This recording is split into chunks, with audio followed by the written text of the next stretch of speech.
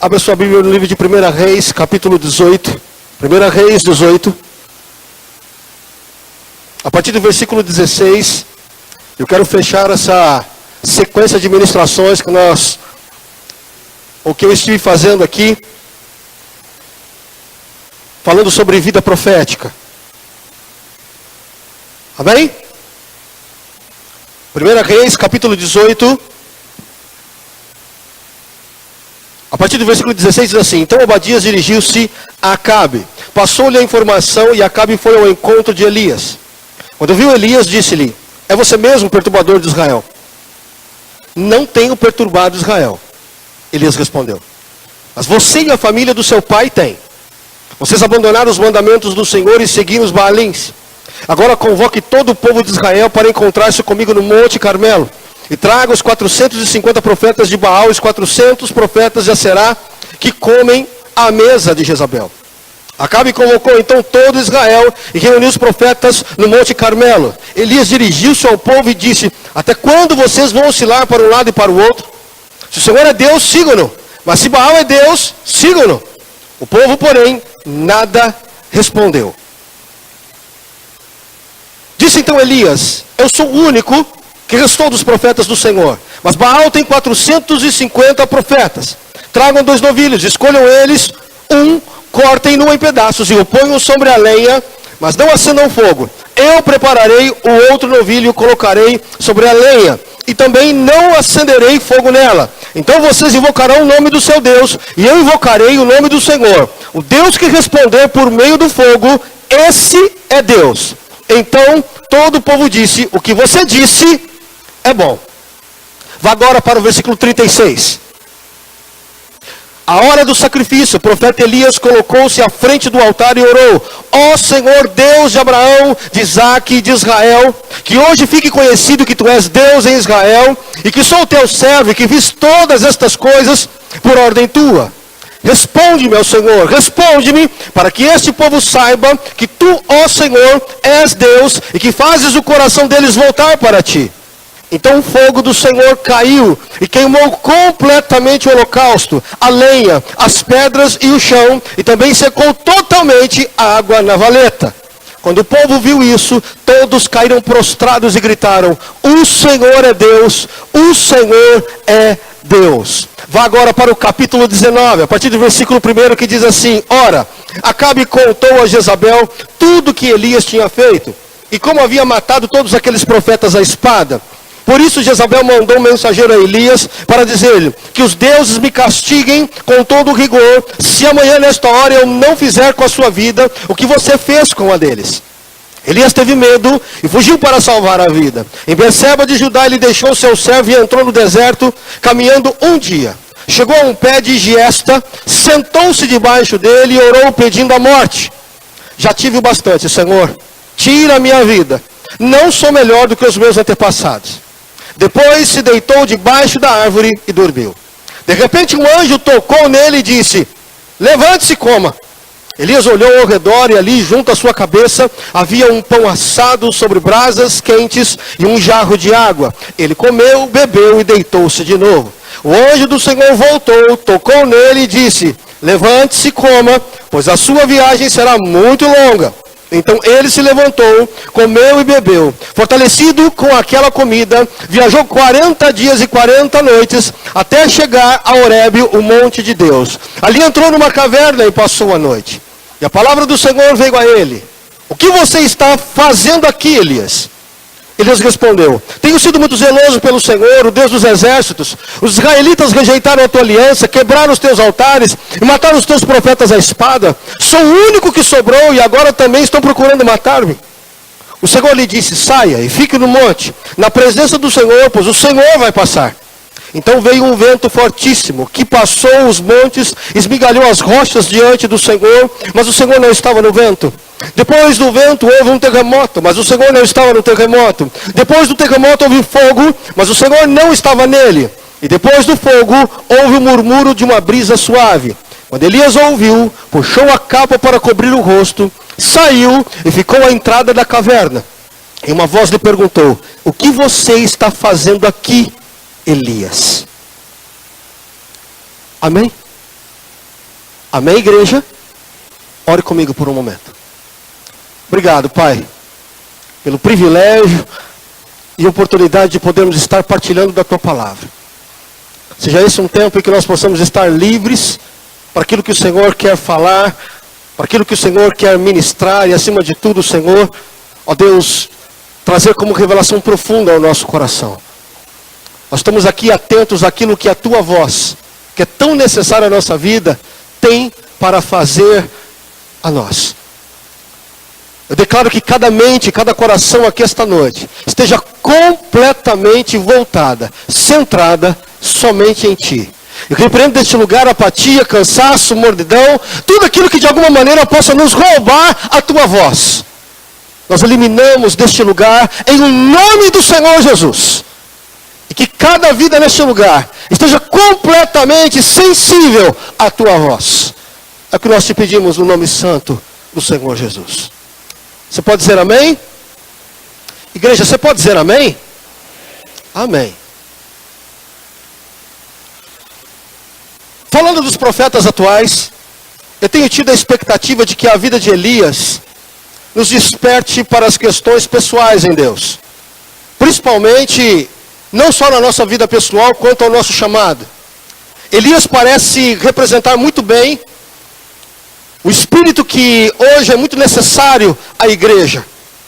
No sentido de aprendermos a lidar com desafios na vida, mas também com o nosso chamado. Elias parece ser um homem primitivo, ou por que não dizer aqui simples. Como profeta ele deveria estar no palácio, mas ele foi para o deserto. Em vez dos manjares do rei, ele aprendeu a ser sustentado por corvos. Ao ser sustentado por uma viúva, ele aprende a humildade. Ele desenvolve também autocontrole. Ele enfrenta o seu maior inimigo enquanto homem vivente nessa terra que é a morte. E agora ele encara um dos maiores desafios do seu chamado. Manifestar Deus a um povo que ora estava com Deus, ora estava com ídolos. Elias não tem dificuldades de obedecer a Deus. Esse é o momento em que Deus, depois de um bom tempo com a viúva, Deus fala para ele, olha, pega o caminho de volta, vá a Acabe, porque as coisas vão mudar, eu vou dar algumas ordens, as coisas vão mudar de alguma forma. Apesar de tudo que aconteceu, Elias continua completamente submisso a Deus. Continua mostrando que a sua vida é completamente dirigida por Deus, porque ele crê nesse Deus invisível e confia nesse Deus invisível. O que isso tem a nos ensinar? A cada dia que passa eu tenho dificuldades de acreditar, mas por vezes o contrário é o que ocorre. Que as pessoas mais duras de coração, aquelas mais difíceis hoje de serem quebrantadas por Deus, talvez não estejam lá fora.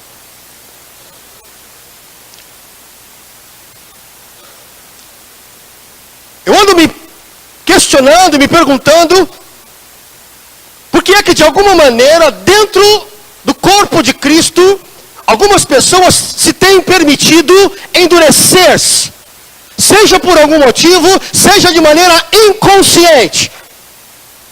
Filhos de Deus que andam se endurecendo para Ele. Parece estranho dizer isso, mas é a mais pura verdade. Por que temos lidado com essa realidade?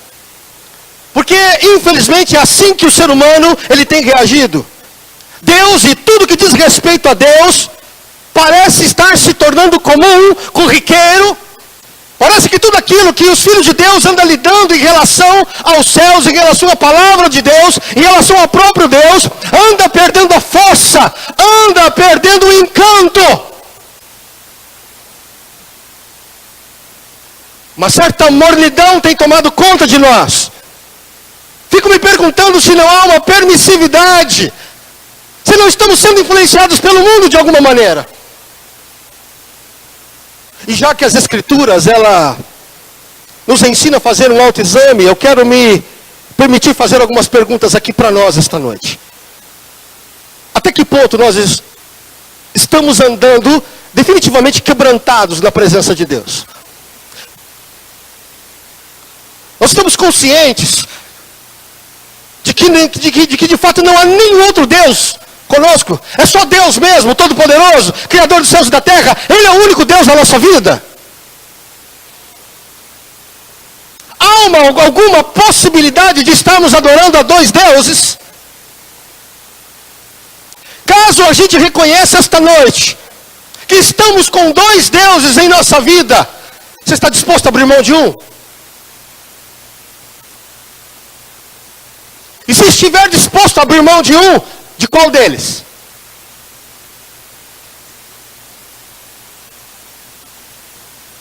É inevitável falar desse texto de Elias e não falar sobre idolatria.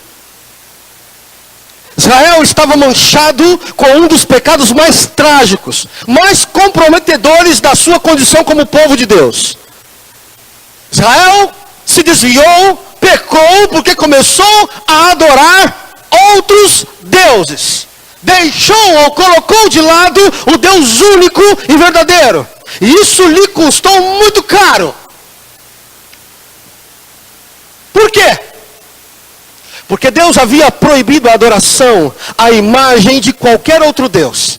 Deus havia proibido de que o povo dele jamais poderia criar qualquer imagem, seja de outros deuses, seja do próprio Deus verdadeiro.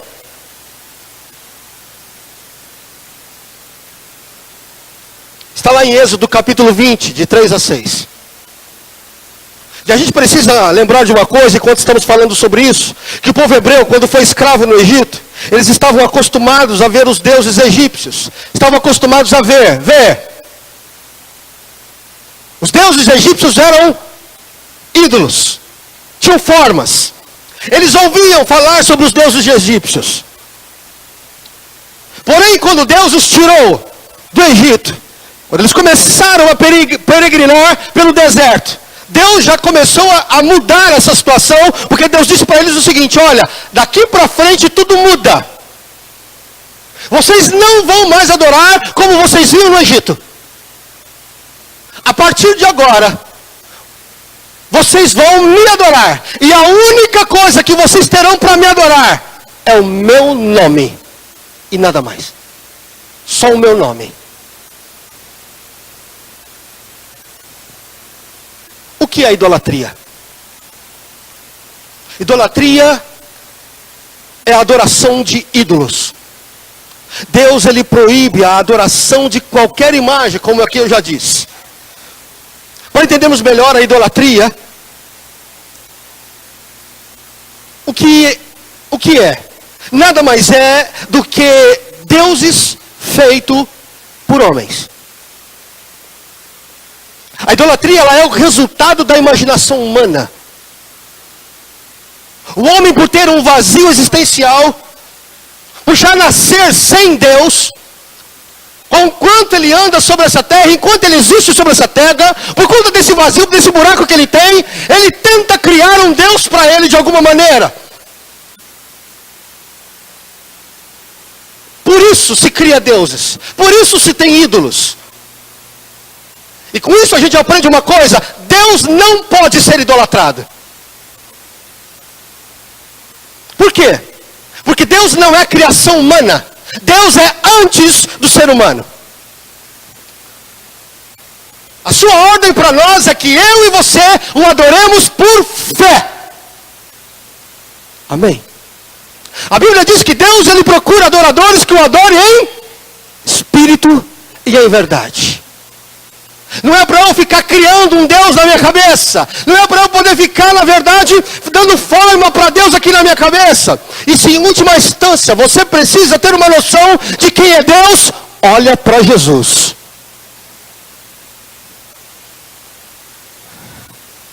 Baseado na questão da idolatria, uma das questões mais mal entendidas pelos filhos de Deus é achar que há demônios nas imagens de escultura.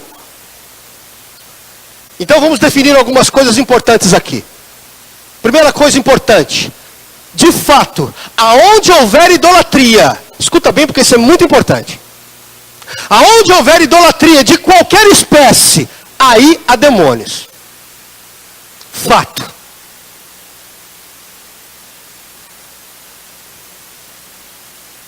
aí haverá espíritos malignos. Quando as pessoas criam os seus deuses de barro, de pau, de minério, de pedra, seja lá do que for, tem muita gente que acredita que o espírito maligno está dentro da imagem. Não está não, querido. É a própria palavra de Deus que nos ensina que é o seguinte, que os ídolos, eles têm olhos, mas não veem. Tem pés, mas não andam. Tem mãos, mas não apalpam. Em outras palavras, meu querido, o ídolo não faz nada em si mesmo.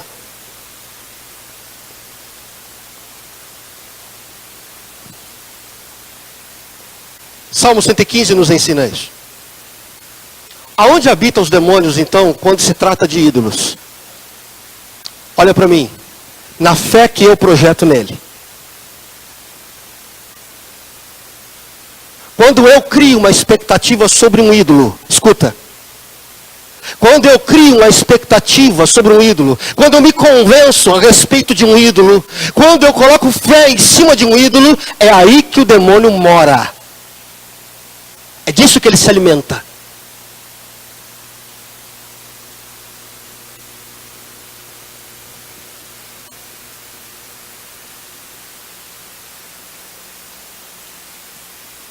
Já vi histórias de pessoas dizerem, olha, eu já vi ídolos caírem. É verdade. Você, na verdade, vai ver muitas vezes demônios atuando atrás de algumas imagens de escultura, mas não é por causa da imagem em si, mas é por causa daquilo que as pessoas projetam em cima das imagens. Demônios se alimentam da fé que nós colocamos sobre ídolos. Até aqui, amém? É. Bom, agora vamos um pouco mais fundo. Falando sobre os ídolos internos. Para aqueles que dizem que não adoram a ídolos, mas tem só o Senhor Jesus como o único Deus da sua vida, eu quero te dar um alerta aqui esta noite. Talvez eu esteja falando com 90% das pessoas que pensem assim. Mas que mesmo assim, não significa que nós não possamos estar criando algum ídolo aqui dentro.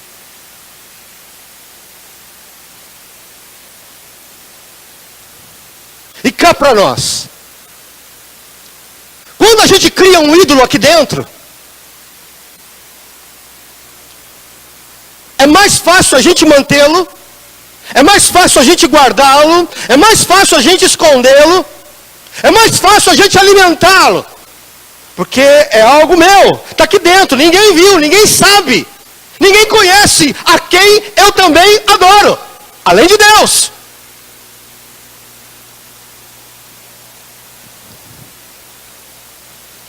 Veja o que diz as Escrituras em Colossenses capítulo 3, versículo 5. Fazei, pois, morrer a vossa natureza terrena. Prostituição, impureza, paixão lasciva, desejo maligno e a avareza, que é o quê? Idolatria.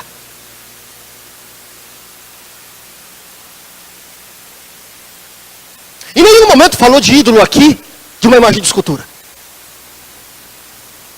Em nenhum momento. Falando esse versículo de uma outra forma, diz assim, olha, eliminar tudo que esteja ligado ao antigo caminho de morte. Promiscuidade sexual, impureza, imoralidade, fazer o que quiser quando bem entender, apegando-se a tudo que atrai a sua imaginação. Ele diz, olha, uma vida assim, ela é moldada por coisas materiais e sentimentos maus.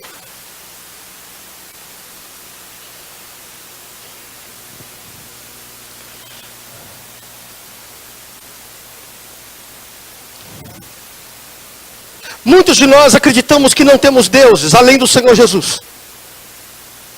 Mas permita-me te dar um exemplo.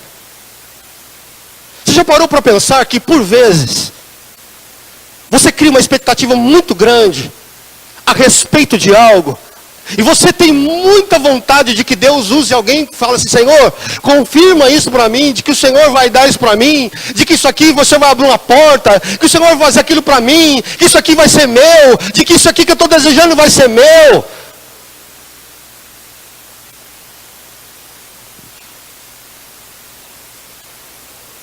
Quantas vezes nós estamos criando palavras proféticas, estamos profetizando sobre a nossa própria vida, a bênção de Deus, mas a gente diz que é bênção de Deus. Mas eu te pergunto, é dele mesmo? Ou é de um Deus que está aí dentro?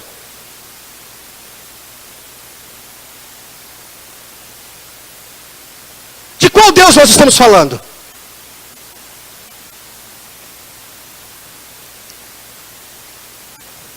Do ego que é cheio de desejo? Ou de Deus de fato?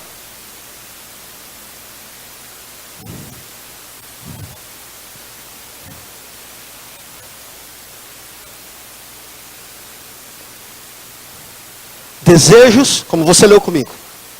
Vontades, paixões, que muitas vezes estão aqui dentro e de fato são os nossos ídolos.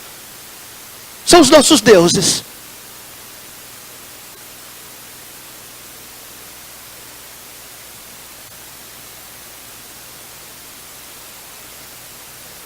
E é aqui que mora um perigo iminente. Você está aqui ainda? Igreja, você está aqui ainda? Os irmãos estão com dificuldade de responder hoje. Você está aqui ainda, amém? Amém. Aqui é um perigo iminente, sério. Porque aqui a gente entra nesse perigo, nesse momento em que Elias falou para o povo, olha, vocês estão cocheando. Sabe o que é isso? É aqui, olha para mim aqui, ó. Um pé com Deus. Um outro com ídolo. Um pé com Deus, um outro com ídolo. Um pé com Deus e um pé com ídolo. E assim nós vamos.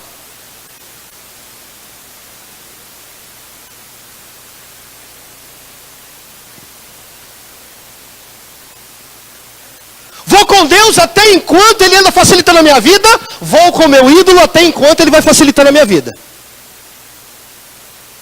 Caminhamos de maneira conveniente. Eu não defino nem por um e nem por outro.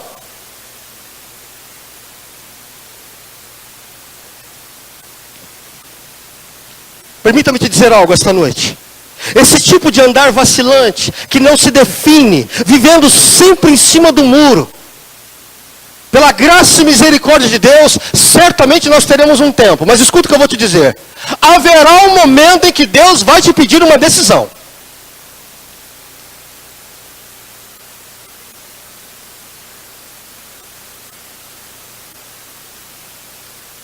Ou Deus, ou Baal. Porque com os dois, não dá para andar.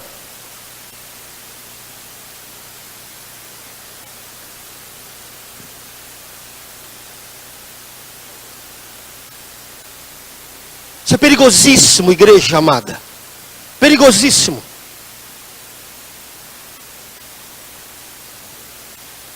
Você sabe por quê? Chega uma hora que a gente acostuma. Normal. A gente anda com Deus aqui de um lado e o ídolo do outro, e a gente vai contando com os dois. Mas olha para mim aqui. Deus não se permite ser nivelado a um ídolo. Você está aqui ainda ou não? Deus, Ele não se permite ser nivelado a um ídolo.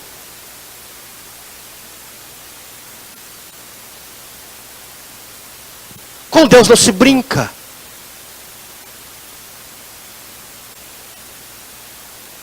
Deus não divide a sua glória com ninguém. Eu te pergunto esta noite. Que ídolo é esse hoje? Que está escondido aí dentro?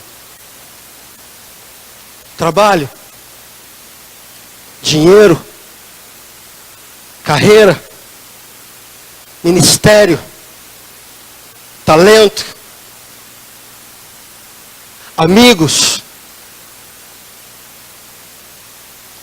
Um cônjuge pode ser um ídolo. Um filho pode ser um ídolo.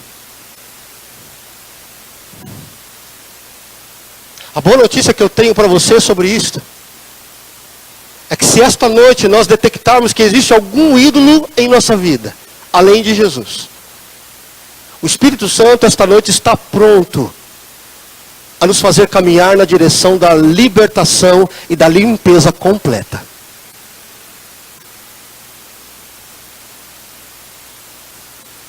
Não permita chegar ao ponto de Deus trazer juízo sobre a sua vida.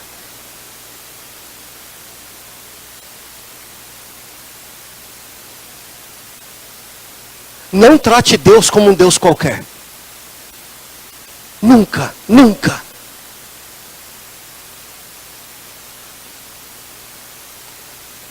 Deus é o Deus dos deuses. É o Senhor dos senhores. Nenhum Deus se assemelha a Ele, nenhum. Amém? A partir do versículo 19. Agora convoque todo o povo de Israel para encontrar-se comigo no Monte Carmelo e traga os 450 profetas de Baal, os 400 profetas de Aserá. E aqui existe aquele momento em que Elias está preparando, está desafiando e preparando um altar para poder, na verdade, manifestar Deus de uma maneira poderosa e sobrenatural, com fogo que cai do céu, sobre a oferta apresentada. Nesse cenário eu fiquei me perguntando, por que tantos filhos de Israel deixaram Deus pelo caminho? Por que é que tantos filhos de Deus, filhos de Israel, assumiram os ídolos para a sua vida? O que é que ocorreu a ponto de abrirem mão de uma história de fé para viverem uma aventura sobrenatural? Por que é que deixaram a sua fé no Deus invisível e poderoso para colocar a sua fé num Deus limitado e visível?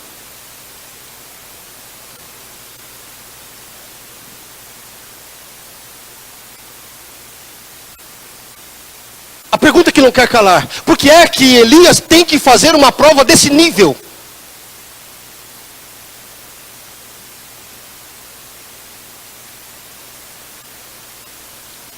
Elias não tinha nenhum problema com Deus. O problema de dúvida, de cochear, não era de Elias.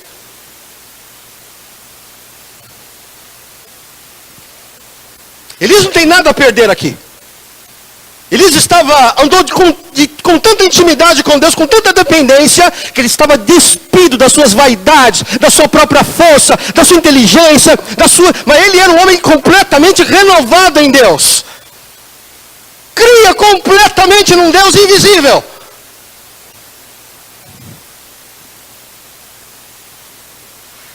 Há momentos em nossa vida que nós precisamos de um milagre sobrenatural. Amém? Amém? Fato é.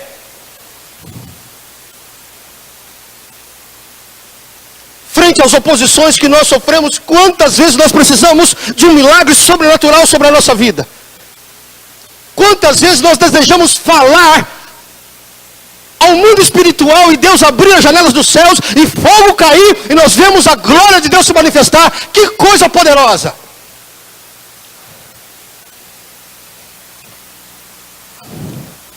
Mas às vezes eu fico pensando que o que a gente tem como milagre, o que a gente mais espera como milagre, está sempre desse jeito, é aqui fora, é Deus fazendo um estardalhaço aqui fora.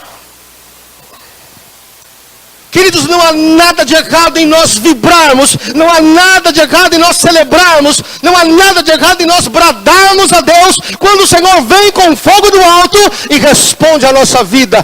Temos que celebrar, temos que nos alegrar, temos que ser grato a Deus, sempre, porque Ele é o Deus dos milagres.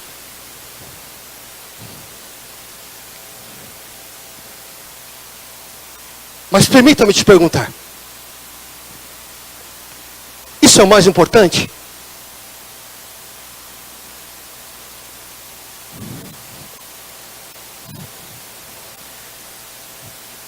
Faço essa pergunta com muito respeito à sua vida e ao seu milagre, aquilo que você precisa.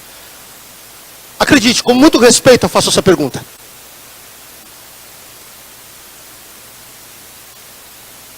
É o mais importante?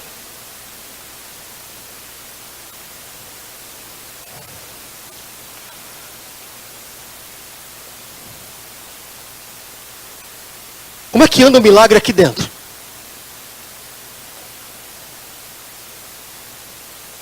Você já fez a limpeza dos deuses aqui dentro? O altar aqui dentro está completamente arrumado?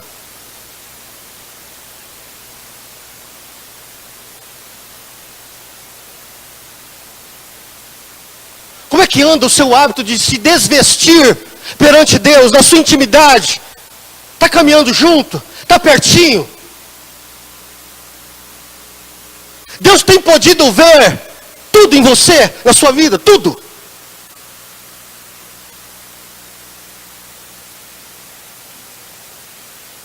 Você tem podido tirar a sua roupa perante o Senhor? Mostrar quem você é de fato?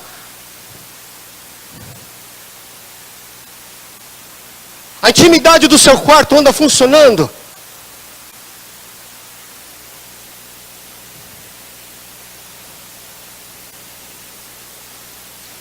Me permita, se eu vou chocar você agora.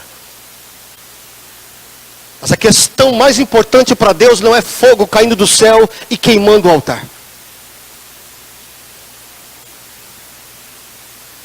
Muito embora a gente precise por vezes do fogo de Deus sobre nós. Mas o mais importante para Deus é a vida que abrimos mão para vivermos a vontade dEle.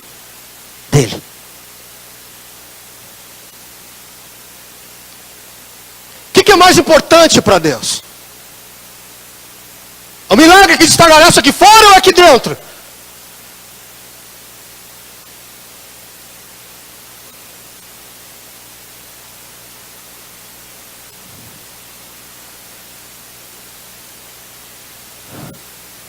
O mais importante para o Senhor ainda continua sendo conhecer a Deus e se deixar ser conhecido. Conheçamos a Deus e prossigamos em conhecê-lo.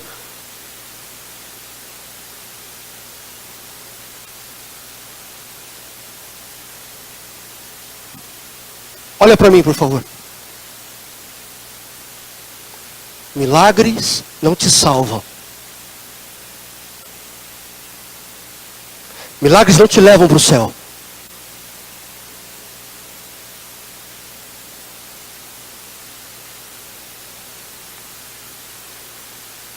É a Bíblia quem diz isso. A Bíblia diz que existem homens que vão fazer mortos levantar sobre essa terra. Mas que naquele dia o Senhor vai dizer assim: quem é você? Eu não te conheço. Eu não andei com você. Eu não tive intimidade com a sua pessoa.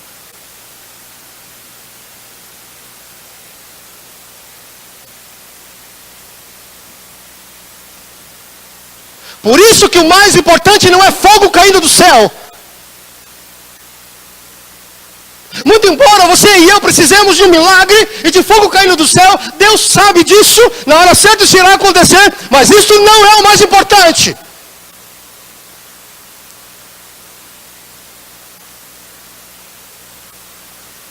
O mais importante é, o Senhor tem podido te conhecer?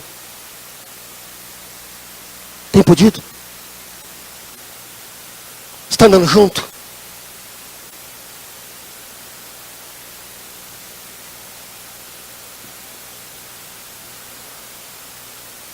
O que nós andamos precisando enquanto igreja, enquanto corpo de Cristo, nesses últimos tempos, é a vida do quarto.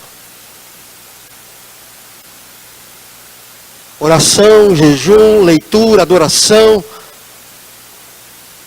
Aliás, eu ando aprendendo que o que determina o fogo do céu na minha vida é o quarto.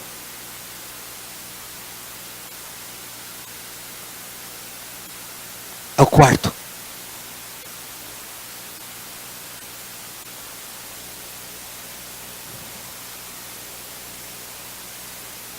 Deus tem milagre para nós. Mas cuidado para o milagre não virar um ídolo para você. Milagre pode ser um ídolo. A Bíblia diz que o único que deve ser adorado é o Senhor do milagre. Amém? No capítulo 19 é o ser humano sendo humano. Elias, Homem tão poderoso, sendo só homem. Ora, Acabe contou a Jezabel tudo que Elias tinha feito e como havia matado todos aqueles profetas à espada. Por isso Jezabel resolve ameaçar Elias e Elias recebe o recado, a mensagem, e ele fica apavorado, tomado de medo e foge. E aqui fica uma questão para nós. O que parece ser muito contraditório, né? Como é que pode Elias, um homem tão poderoso, tão cheio de Deus, ter matado vários profetas de Baal, de repente ele foge por conta da ameaça de uma mulher? Como é que pode esse homem tão cheio de Deus, que uma vez enfrentou uma morte sobre uma criança, agora está fugindo da ameaça de morte de uma mulher? Como assim?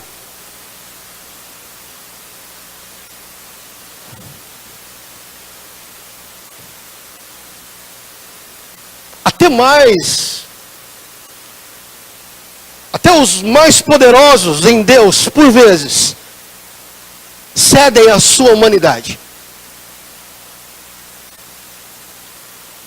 Por muito tempo eu aprendi que a vida cristã, ela era para ser vivida como um super-homem.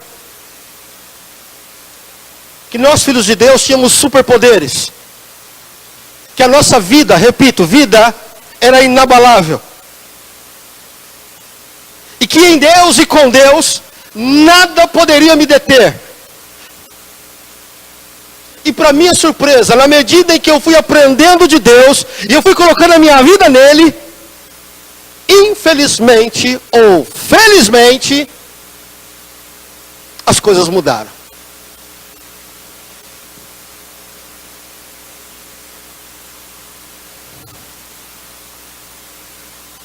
Quando eu falo de mudanças, porque aqui parece que Elias muda completamente. Elias mudou durante a sua caminhada com Deus.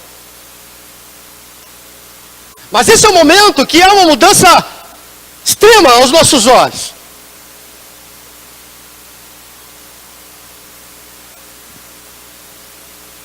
Por isso que quando eu falo de mudanças, nesse momento eu estou falando sobre fraquezas, eu estou falando sobre deficiências, eu estou falando sobre, talvez, lutas com pecados, eu estou falando daquilo que é humano dentro de nós. Fraquezas.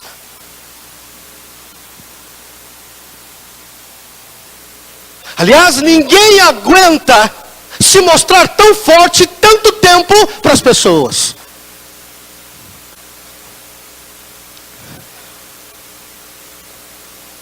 E para você e para mim que olhamos de fora essas pessoas fortes, como é que você tem olhado? Como que tem sido o seu olhar? Como é que você olha hoje para aquela pessoa que você tinha uma expectativa tão grande sobre ela? Nossa, aquela pessoa era uma pessoa tão cheia de Deus, ela era uma pessoa tão poderosa, aquele irmão era tão assim, assado, cozido e frio, tão bom, aquele irmão era tão assim em Deus, e parece que hoje não é mais tão assim. O que será que aconteceu então? Qual é o seu olhar sobre essa vida? Porque quando eu olho desse jeito para Elias, dá a impressão que é um cara que enfraqueceu, fraquejou, amarelou. É isso mesmo? Será?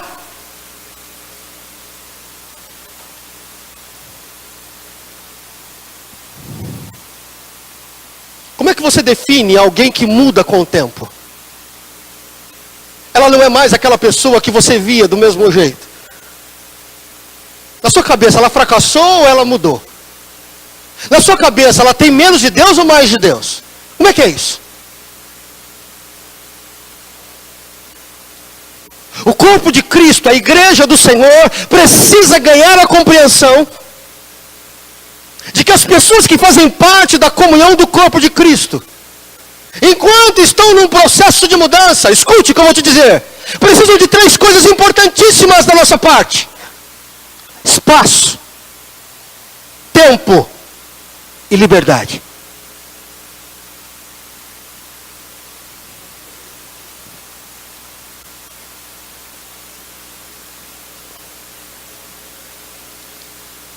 Sabe essa pessoa que você olha para ela, seja lá quem for, você fala assim, gente, fulano não é mais o mesmo.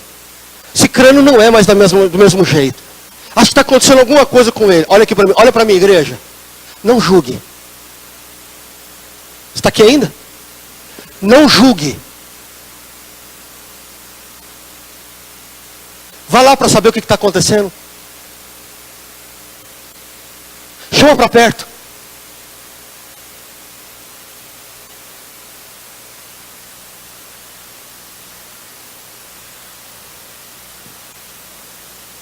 Queira entender o que está acontecendo no processo de mudança.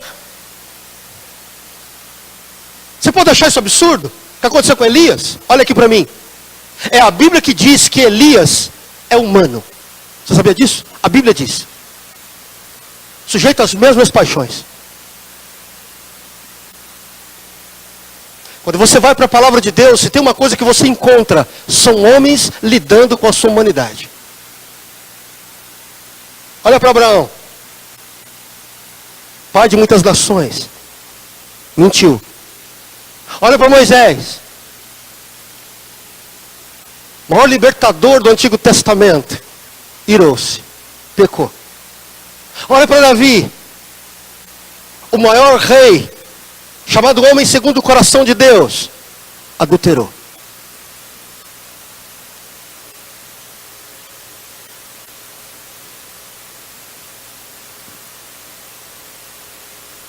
Você está aqui ainda?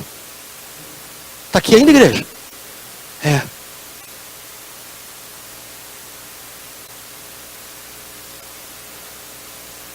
Para com essa vida de ficar fazendo vista grossa. Ao que de fato tem que ser tratado. Eu gosto muito de olhar para a vida de Pedro. Pedro é um cara que me encanta e me espanta ao mesmo tempo. Você lembra de Pedro? Chamado por Jesus para ser apóstolo, andar com ele como discípulo.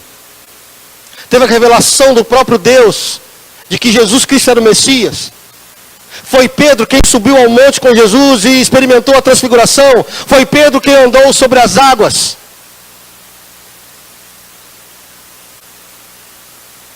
Foi Pedro que de alguma maneira, tal como nós, de alguma maneira, aqui anda pensando assim, olha, comigo ninguém tasca, comigo ninguém mexe, porque Deus está comigo, como eu ando vendo e lendo muito por aí nas redes sociais, olha, que Deus não me tasque, que Deus, eu estou com o Senhor e ninguém rela em mim. Como é que é isso? Jesus falou para Pedro, você vai me ligar 3 vezes, Pedro. 3. Eu vou precisar da sua palavra, mas enquanto eu precisar da sua palavra, você vai me negar 3 vezes. Não, Senhor, não vou. Cara ousado, né? Jesus está falando assim, você vai cair. Ele falou, não vou.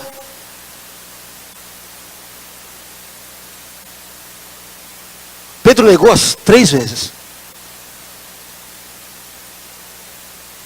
Pedro caiu 3 vezes. E depois que caiu, sabendo a besteira enorme que tinha feito, sabe o que ele fez? Desistiu de andar com Deus. Voltou a ser pescador. Depois que Jesus ressuscitou e andou por essa terra durante alguns dias, ele se encontrou com Pedro na praia. Preparou um cafezão para ele na areia. Pedro, nu no mar, saiu, se vestiu, reconheceu que era Jesus, mas não perguntou por ele. Se aproximou, agachou e começou a tomar café junto. E Jesus perguntou para ele assim, você me ama ainda?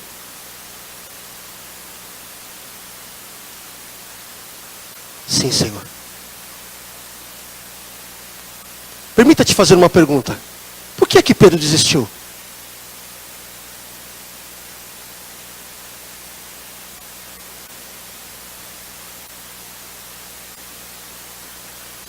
Por vezes a nossa humanidade é mais forte do que nós. É o apóstolo Paulo quem me ensina e te ensina. Olha aqui, você está de pé, está fortão, está podendo em Deus. Cuidado, para não cair.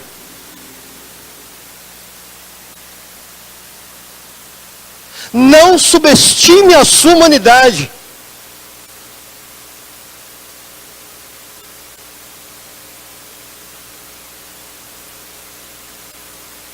Pedro desistiu do Senhor porque ele não aguentou se ver. Pedro desistiu do Senhor porque ele falou assim: eu não valho nada para fazer as coisas de Deus. Mas Jesus foi lá e falou assim: eu te amo assim mesmo, Pedro. Você ainda me ama? O que Jesus fala para ele? Vai trabalhar, vai apacentar as minhas ovelhas. Vai funcionar. Amém? Amém? É.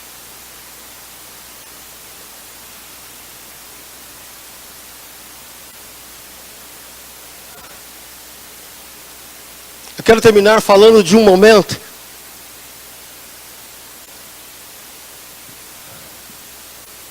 em que há uma pergunta em que Deus faz para Elias.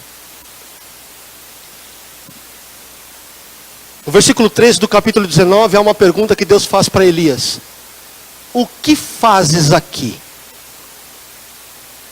O que você está fazendo aqui nessa caverna? Está aqui ainda ou não? Estou acabando, estou fechando. O que é que você está fazendo aqui? Você percebeu que Deus não pergunta para Elias: como é que está seu coração, filho?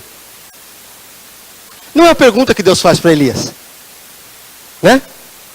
Elias, como é que anda o seu interior, meu querido? Não é a pergunta que Deus faz para Elias. Repito, sabe qual é a pergunta que Deus faz para Elias? Elias, o que você está fazendo aqui?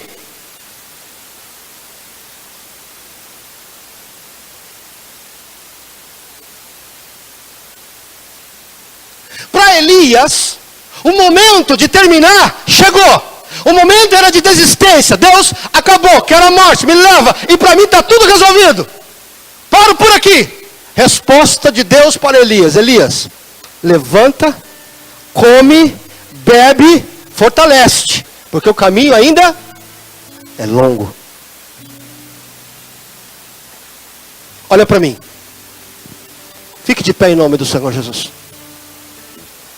Mas olhe para mim sem se perder.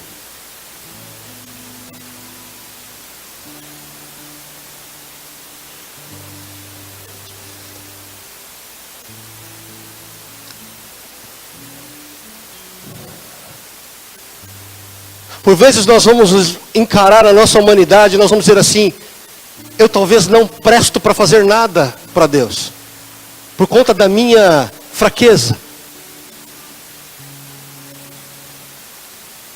Eu quero dizer uma coisa para você esta noite: Deus não desiste de você e de mim. Nunca, nunca.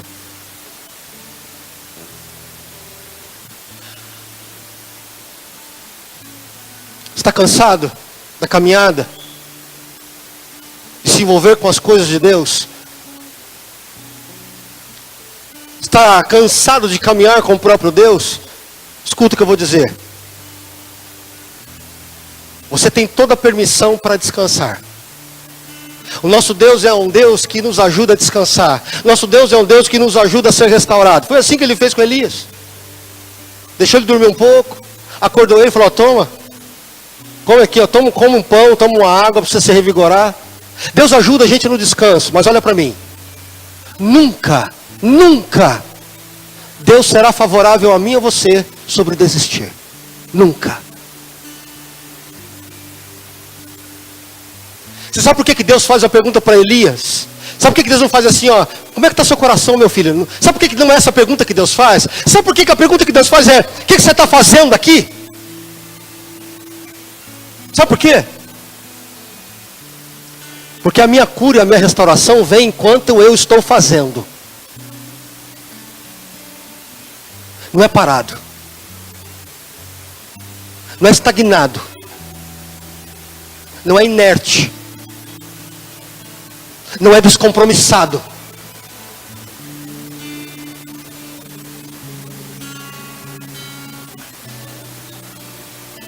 Essa noite, o Senhor tem me chamado e te chamado a uma limpeza.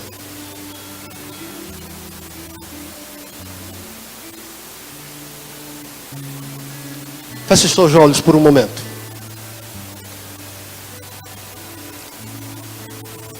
Quem é o teu ídolo? Quem é o teu ídolo?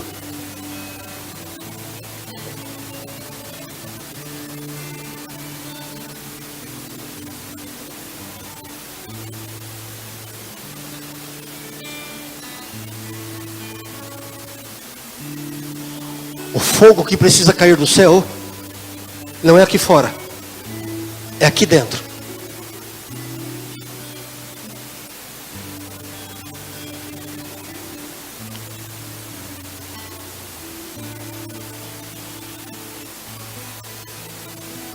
Talvez para alguns aqui esta noite Deus está dizendo: olha, a decisão hoje, eu quero. Ou eu ou Baal. Ou eu sou trabalho, ou eu sou ministério. Ou eu sou filho.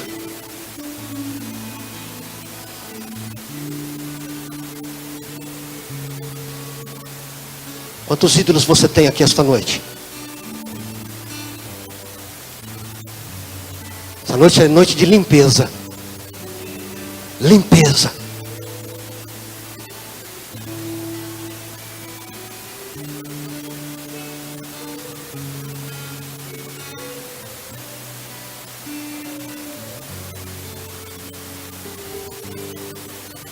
E se você encontrar algum ídolo e tiver que limpar, limpe.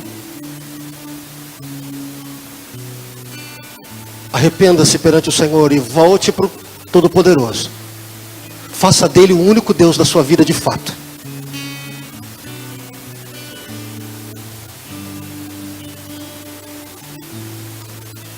Pai, esta noite